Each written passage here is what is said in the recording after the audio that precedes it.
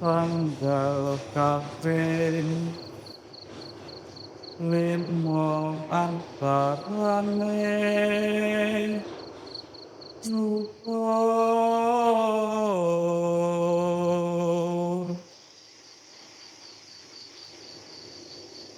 laning taun imahke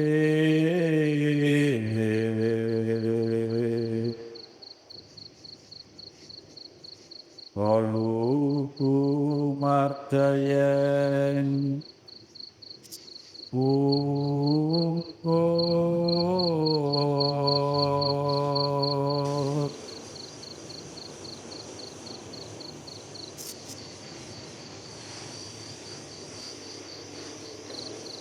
buat 4 Desember 1870.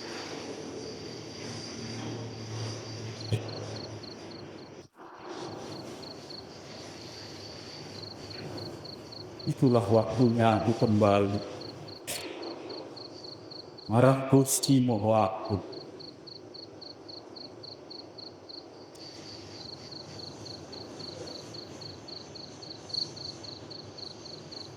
Tinggal 8 hari lagi.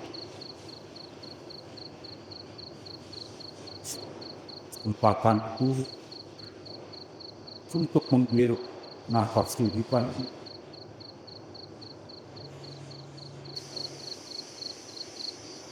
waktu yang sebentar untuk memanggil kembali semua ingatan tentang segala kalian kerja.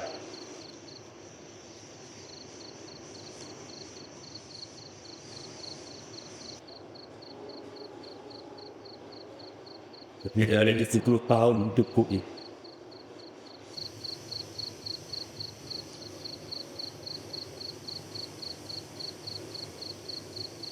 Ibu satu petanya, apakah ini bisa terarah? Ini punya marang ibu.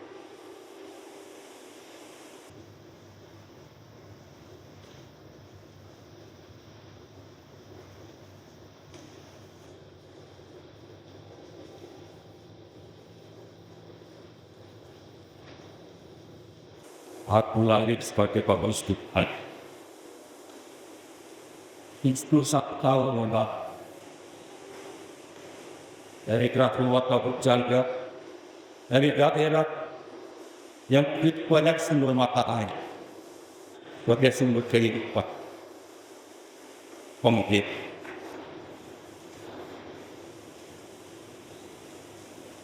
kakek uyut, biasa di pulau sana.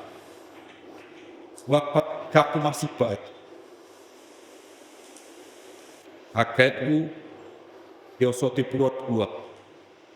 Aturan untuk mengurung sastra nangkot.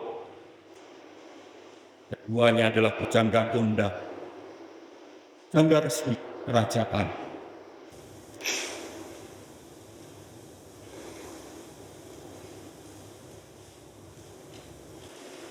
Itulah aku dilahirkan dan dibesarkan di keluarga, di rumah yang dipenuhi dengan simpanan karya para empu sempurna, para wali, para guru,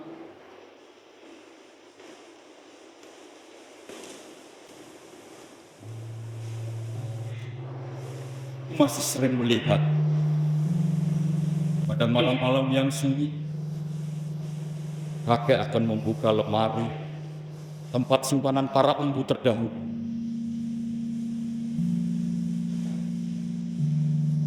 Dia membacanya dengan sangat pelan, mengamati, merasakan murat dan makna.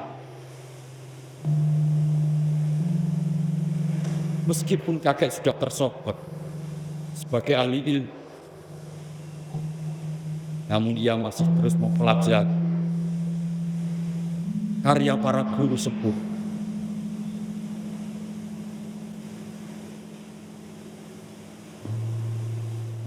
dan malam-malam yang lain,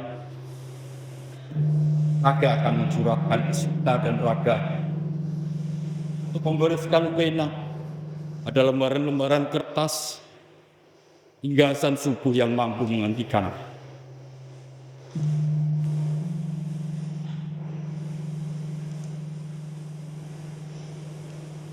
Bagai pujangga Jawa, bagai pujangga keraton, tidak hanya sebagai ahli bahasa semata, namun penanya harus membawa kenujuman.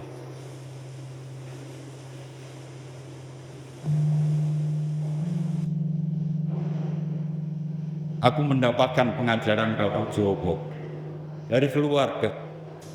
Lalu pada usia 12 tahun, aku dikirim kakek untuk belajar ke pondok pesantren di Bangkinata, Ponorogo, di bawah asuhan Kiai Imam Syariah. Aku nyantri di sini, mengaji, mempelajari ilmu agama, bahasa, dan sastra, baik Jawa maupun Arab. Baru setelah itu, aku menjadi santri lelono, menemui para ulin-ulin, yaitu Wulung ingat di Luwut, Yajar Wirokanto di Rogo Jambi Banyuwangi, kemudian bagi Hajar Sintolabu di Tabanan Bali. Barulah setelah itu, aku memasuki masa nyantri, menjadi juru tulis di Keraton Surakarta.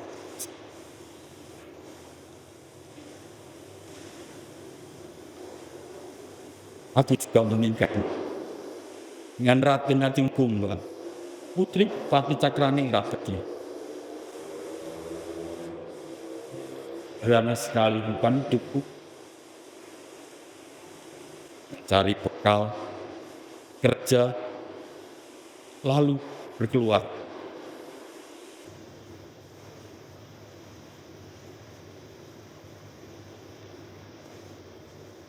Namun, perang datang.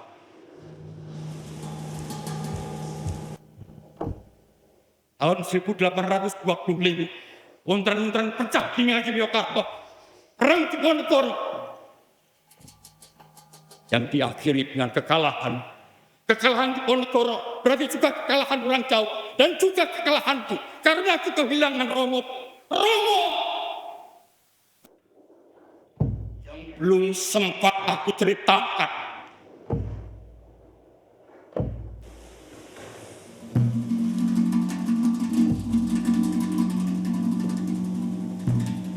Pada satu malam, pertengahan bulan April 1828, Romo diundang ke rumah Tuan Winter, sahabatnya, seorang penerjemah untuk Walon. Sampainya di rumah Tuan Winter, Tuan Residen datang bersama Sekretaris Dedel dan Kapten William Staples yang juga ajudan Mangkunegoro II. Mereka langsung menemukan lengan kedua lengan Romo. Sementara Kapten Staples menggunakan kesempatan itu untuk melucuti kerisnya. Kemudian 5 orang yang menemani Romo tidak bisa berbuat apa-apa. Meskipun mereka bersenjatakan pedang, keris, dan tombak, mereka pun juga dilucuti tanpa perlawanan apa. Romo ditangkap sehingga mereka tidak berani berbuat apa-apa. Romo dituduh mendukung Pangeran Diponegoro dan juga merencanakan perlawanan terhadap Walomo Surakarta.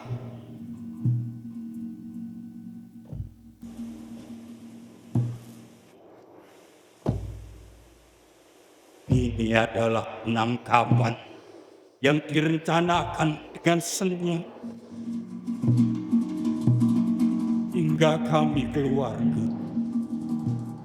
baru menyadari setelahnya. Untuk menyamarkan, Tuan Residen memerintah para pengawal Jawa untuk tetap berada di rumah Residen dan 2 orang pelayan Eropa ditempatkan di depan rumah Tuan Winter. Pakai Soto Geningrat dipanggil oleh Tuan Residen untuk melakukan penggeledahan. Mereka memasuki rumah kami tentu dengan paksaan karena kami belum mengetahui situasi yang sebenarnya terjadi.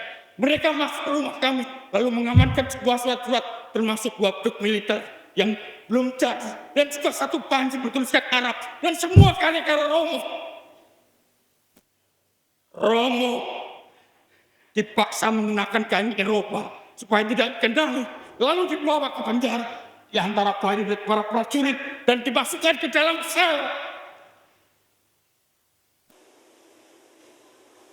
Semua ini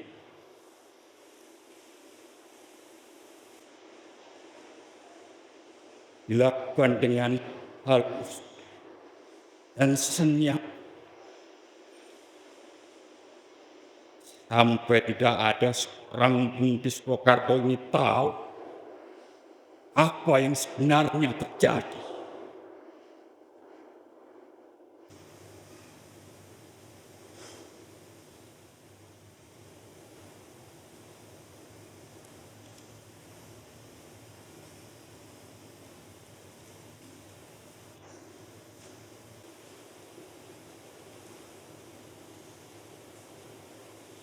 Setelah itu, aku tidak mengetahui di mana Romo berada.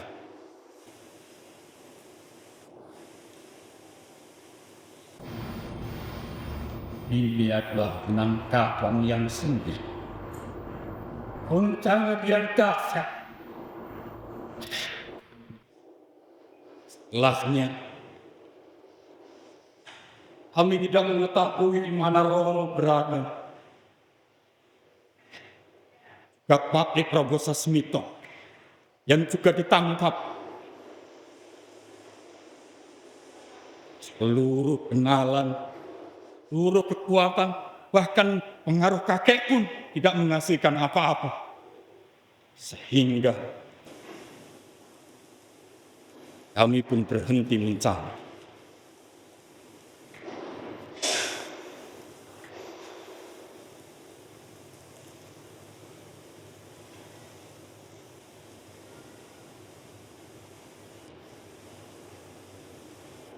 Setelah itu, setelah Perang Jawa, hubungan keraton-keraton di Jawa dan Walanda sudah tidak lagi sama. Walanda semakin berkuasa.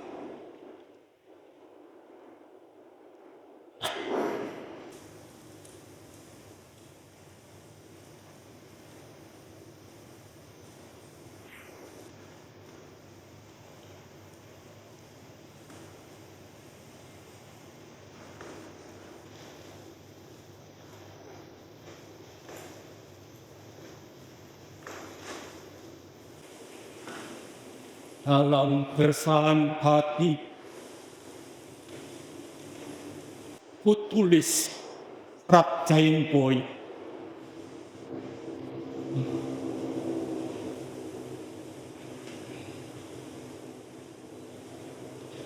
Hidung kates naning kapi,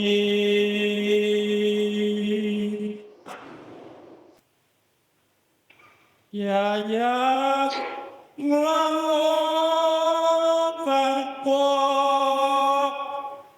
mongso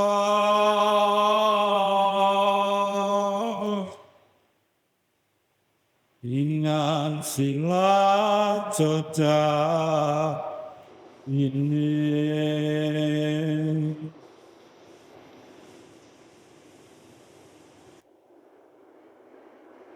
Inilah nyanyian tabahan hati seakan berkicau tanpa mengenal waktu, tanpa mengenal batas kesusilaan dan keselamatan.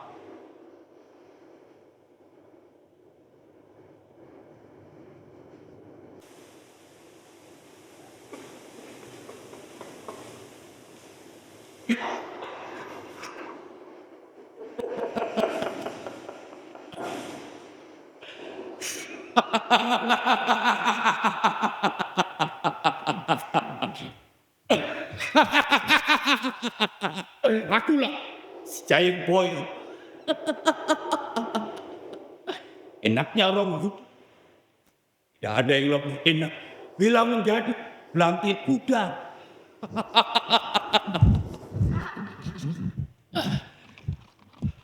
Dapat menunggang kuda. Berlari tepat setiap pagi dan sore. Belum menerima untuk. Sudah enak. Bila ada tuan bangsawan yang melihat kuda yang diperdagangkan, ia berkenan. Usaha dengan gampang saja. Kakang. Gila.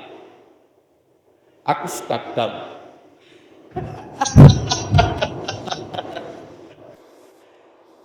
Oh.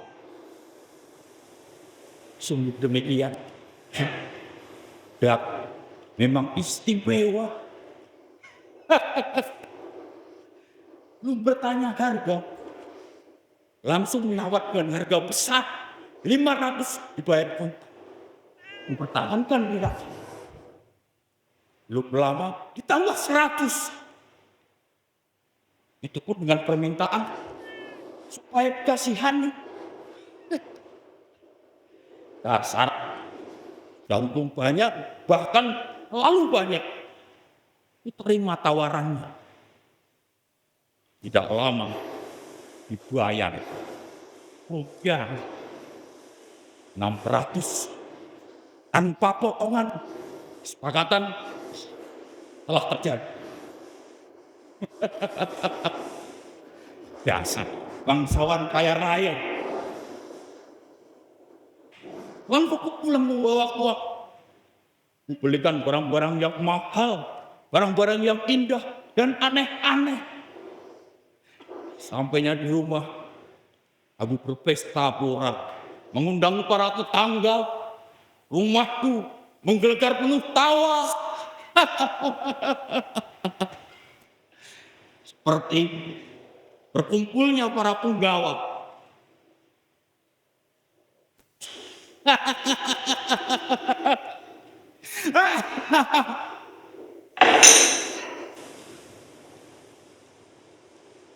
Hanya saja yang mengkhawatirkan, jika mendapatkan kuda yang memiliki kebiasaan bandel. Jika enaknya berkuda, kaget ada suara. Udah langsung kaki belakangnya diangkat. Res-res dan tiba-tiba aku jatuh ceplak. Kepalaku di depan. Pecah kepala. Badanku berlumuran darah. Otakku mengalir melimpah. Yang merundung hanya menonton saja. Tidak, aku tidak mau jadi pelantik kuda. Oh, lebih enak jadi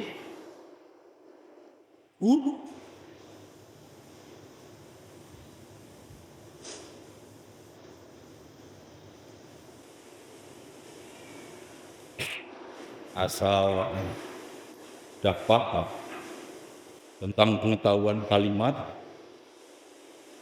digunakan untuk mengajar murid. Mahasiswa puas karena menyangka ilmuku hanya ilmu luhur. Ilmuku adalah ilmu luhur. Sesungguhnya karena ketololan mereka yang ingin mendapatkan hati, maka berkebunlah hati. Meskipun ilmuku hanya tentang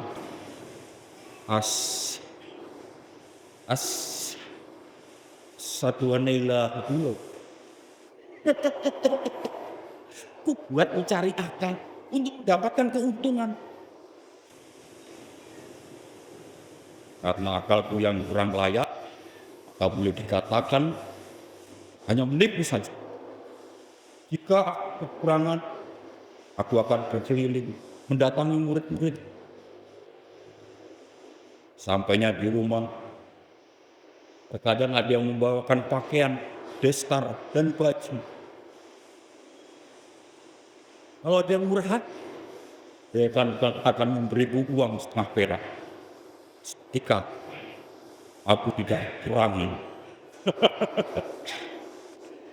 Kalau aku mengundang mereka, aku punya gawe, lalu undang para murid. Mereka ada yang menyumbangkan tenaga, menyumbangkan barang. Kalau mereka yang punya gawe, mereka pasti akan datang menghidupiku, memberitahu, lalu memberikan bingkisan hanya sekedar untuk merestui belakang. Aku diundang pada perjamuan, aku dianggap junjungan. Pindang angketan putus-putusnya, jadah, botol, wah, bikin hilang akal.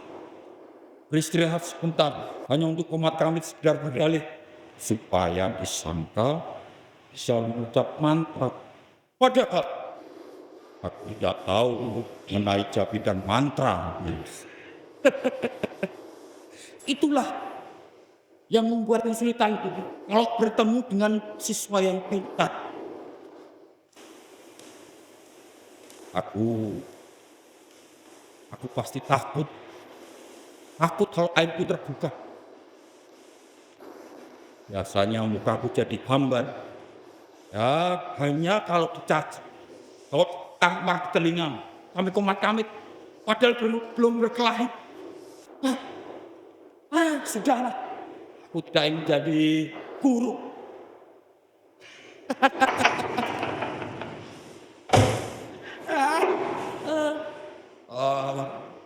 Lebih enak jadi prajurit.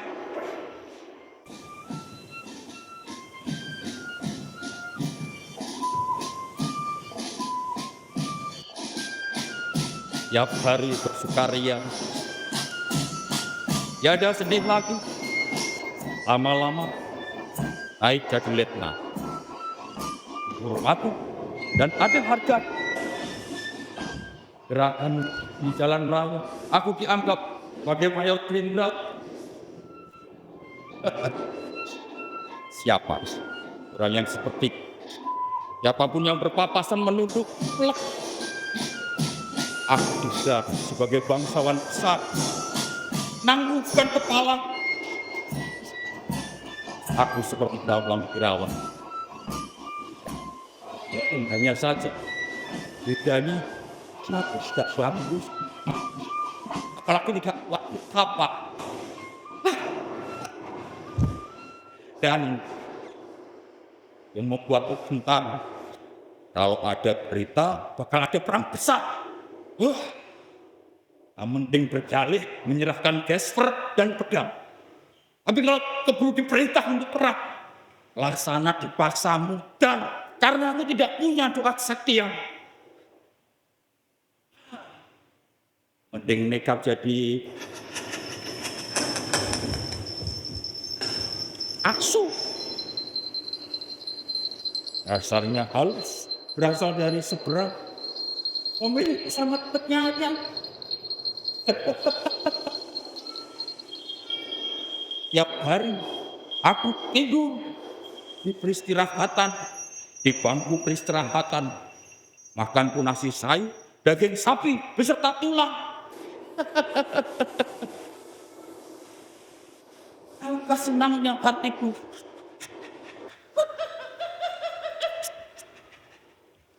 Sepanjang lorong berbaring di tempat duduk kereta. Sampainya di rumah, aku tidak usah menunggu bulan ke-9. Siapapun anak pada melihat nakal memukulku, mobil itu lepas, aku meraung-raung.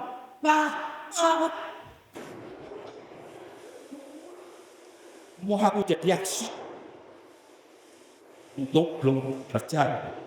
Kalau tidak terjadi, mungkin aku akan menyesal. Kecuali aku menjadi Tuhan. mempunyai hamba malaikat, menguasai jagat raya, dan tidak punya rasa sesal. Tapi takut akan palak, karena kata orang yang mahal itu tidak punya waktu, tidak punya tempat tinggal, apa hanya kelayakan. Jadi jangan jadi saja, jangan jadi yang mahluhur. Lebih baik sambar dedek. Tidak mau sambar dedek.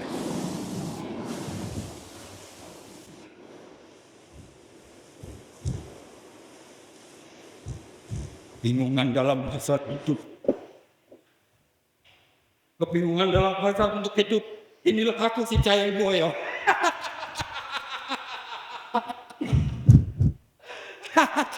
Gagal menjadi guru, gagal menjadi prajurit, gagal menjadi asing, gagal menjadi apa yang tadi? Belandai kuda, hakim, maling, hingga asuh, hingga menjadi Tuhan, bisa berledek.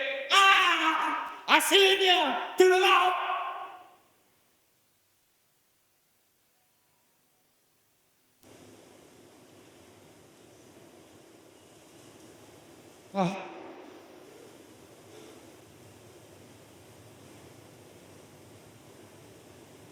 Sangat bisa.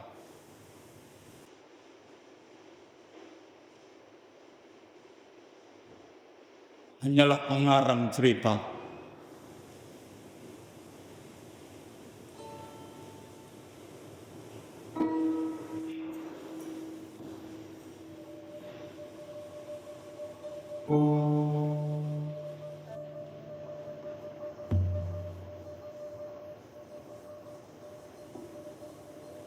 Setelah perang jauh,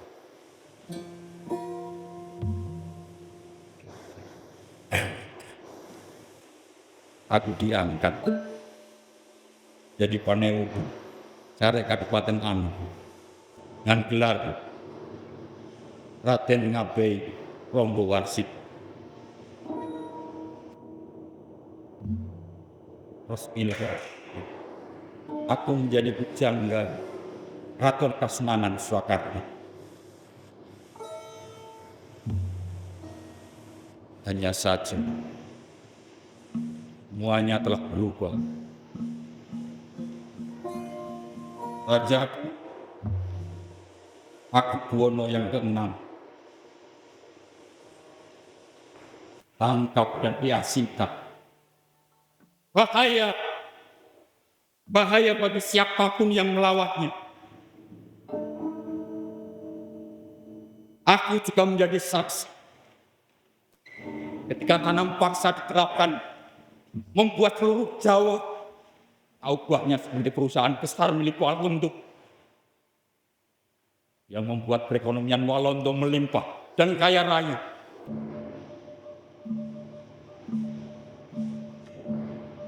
Tentu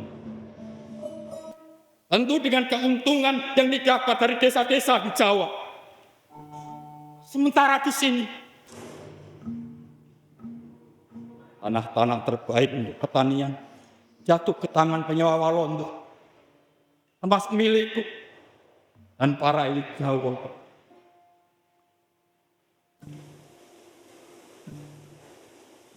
Penghutang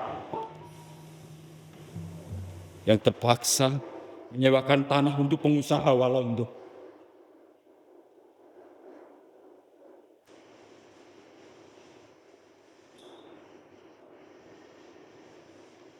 Lalu hal-hal baru datang di Jawa. Sekolah formal, kapal uap, spur, outlet, koran, mesin cetak.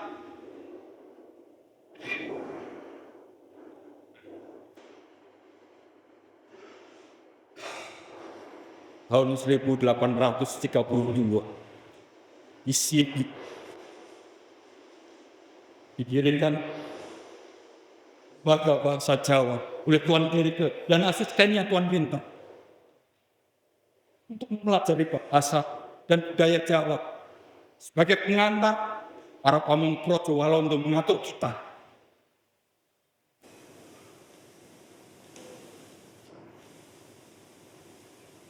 Sayangnya, akulah penerjemah dan penyedia sumber utama kawruh Jawa mereka. Mereka meminta aku untuk mengartikan kata-kata yang tidak mereka mengerti, menanyakan itu dan menanyakan itu dengan dibayar murah.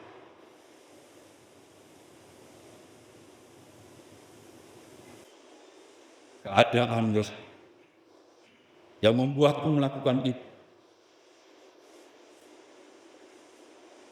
Aku pun sering berhutang pada Tuan Winter.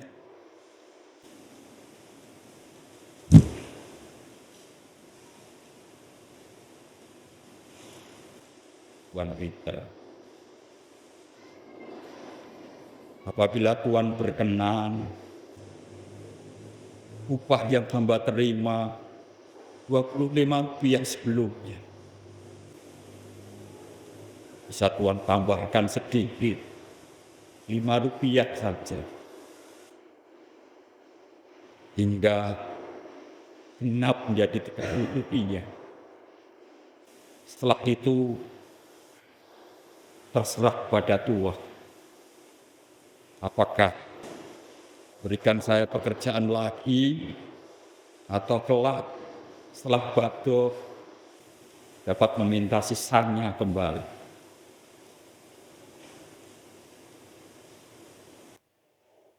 Iya, benar.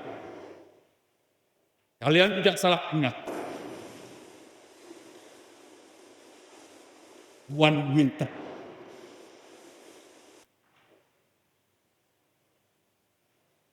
Aku bekerja dan berhutang pada Tuan Winter.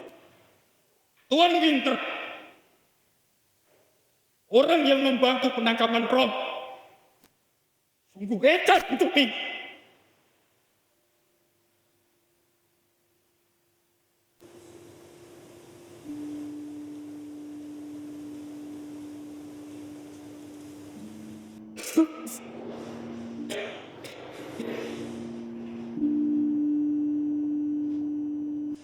Sekarang negeri kelihatan sudah sunyi.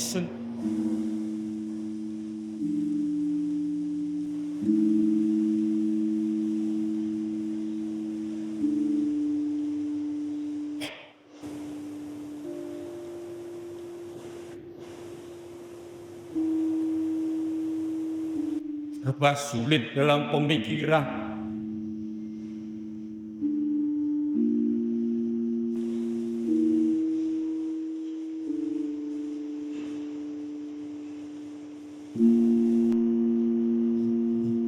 Yang terpelajar, yang baik-baik, tersangkut, teranggut dalam zaman kegelapan.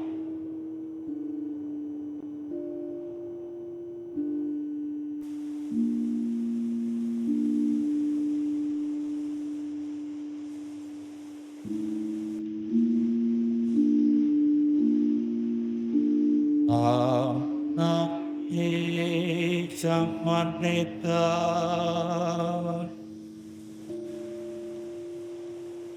ewaya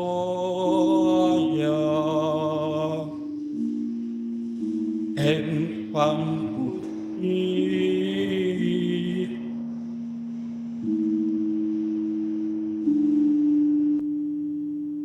hidup di zaman edan.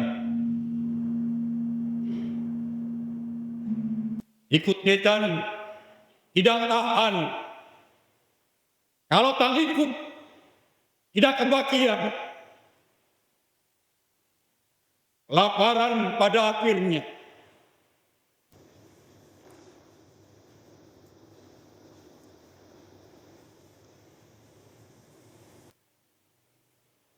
Kalian, apakah akan ikut mengizinkan? Kalau kamu, kamu, kamu, kamu, kamu.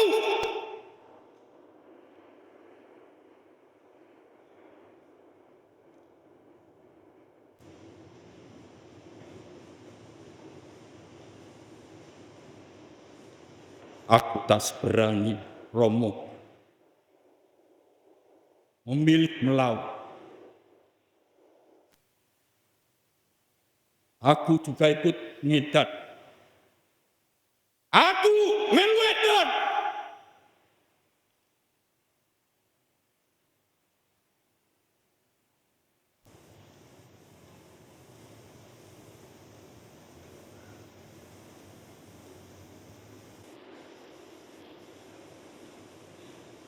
Jangga berasal dari kata bujangga yang berarti ular. Untuk itu harus bisa meliuk-liuk, memahami kehidupan.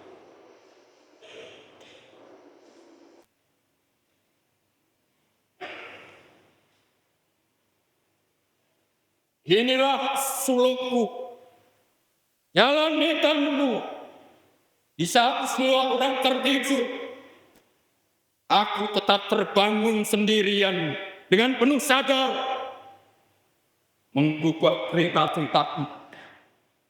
Cerita yang dapat memberi teladan, memisahkan yang buruk dan yang baik.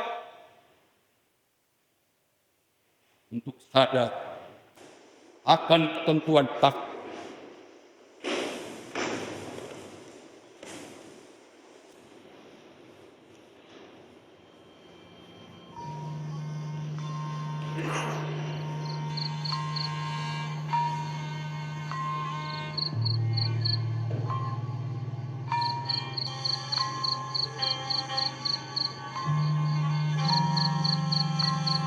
Dialah sang waktu yang akan menjawab.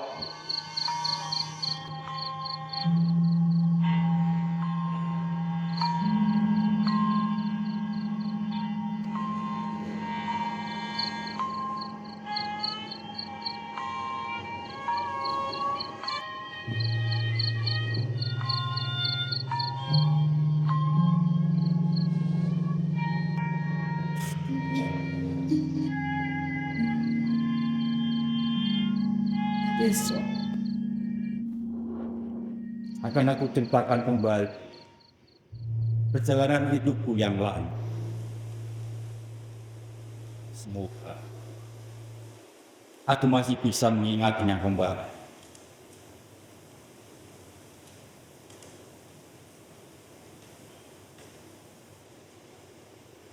Mas 8 hari lalu. 8 hari.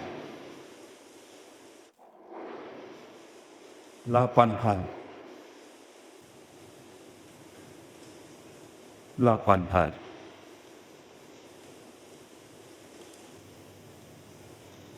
8 hari.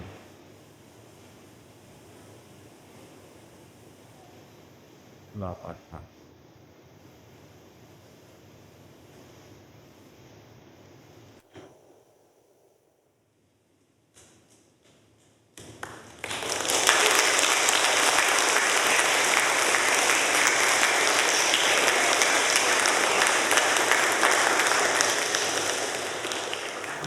Saudara, pastor, teman-teman yang lain,